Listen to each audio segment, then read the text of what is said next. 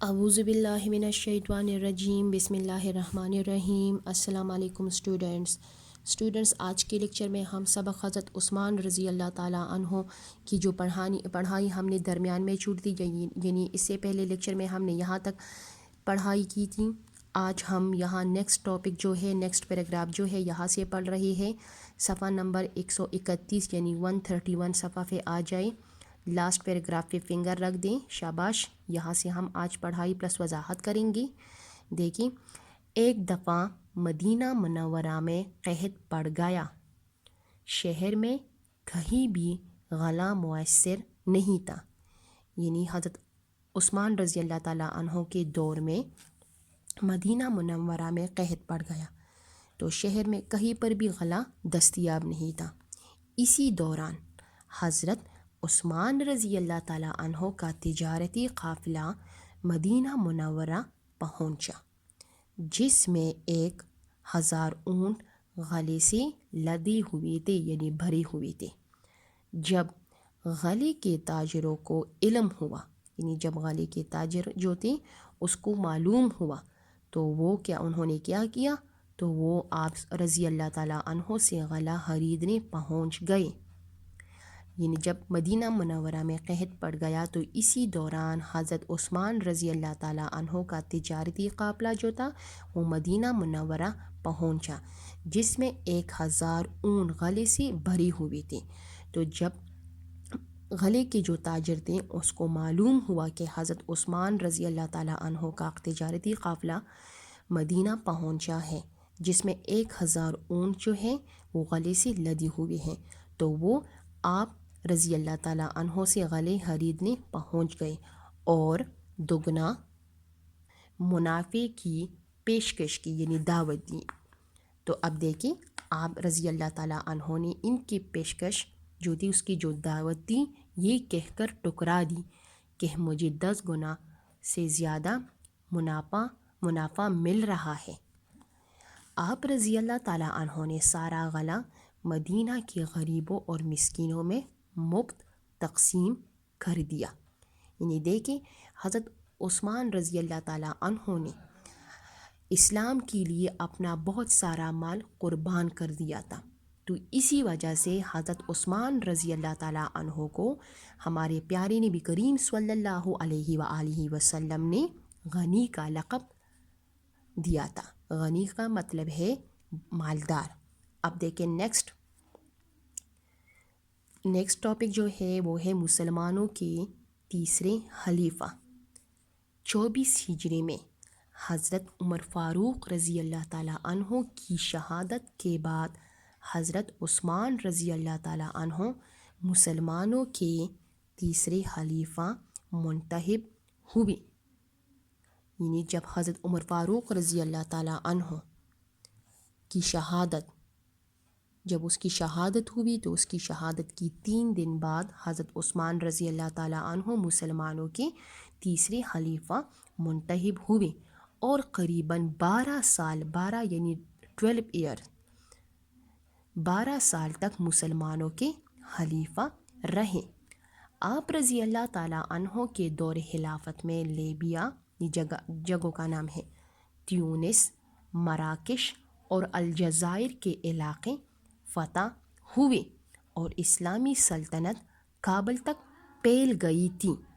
یعنی یہ حضرت عثمان رضی اللہ تعالیٰ عنہ کے دور خلافت میں کون کون سے علاقے فتح ہوئے تھے؟ لیبیا، تیونس، مراکش اور الجزائر کے علاقے فتح ہوئے اور اسلامی سلطنت جو تھی وہ کابل تک پھیل گئی تھی۔ پھر اس کے بعد آپ رضی اللہ تعالیٰ عنہ سلطنت کے تمام فیصلے مجلس شورا کے ذریعے کرتے تھے۔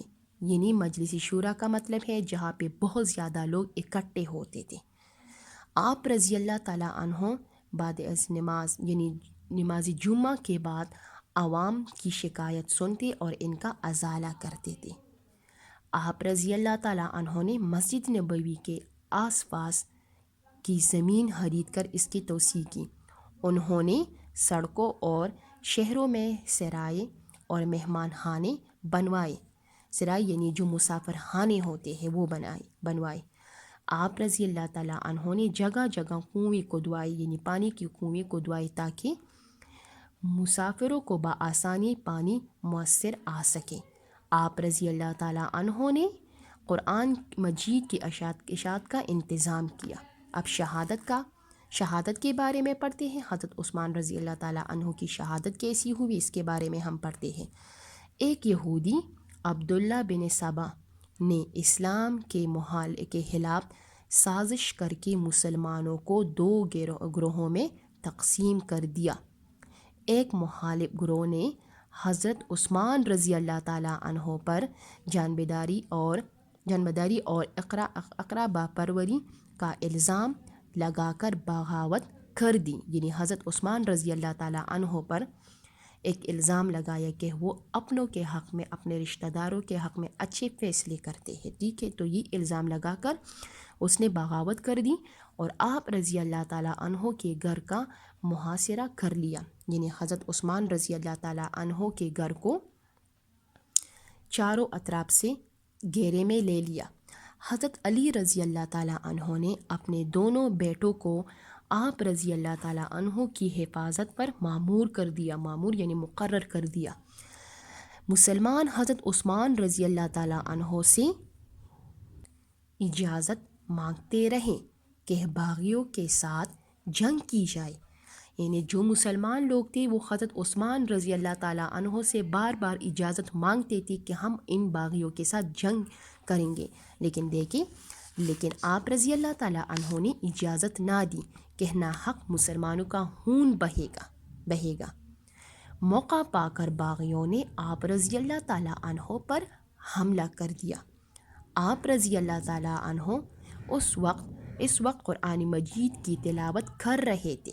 باغیوں نے خنجر مار کر، یعنی حضرت عثمان رضی اللہ تعالیٰ عنہ گھر میں موجود تھے اور اسی ٹائم وہ قرآن مجید کی تلاوت کر رہے تھے کہ باغیوں نے کیا کیا، دیوار سے پلانگ لگا کر دیوار کے ذریعے حضرت عثمان رضی اللہ تعالیٰ عنہ کے گھر میں پہنچ گئے، اور اسی طرح حضرت باغیوں نے کیا کیا، خنجر مار کر آپ رضی اللہ تعالیٰ عنہ کو لہو لہان کر دیا۔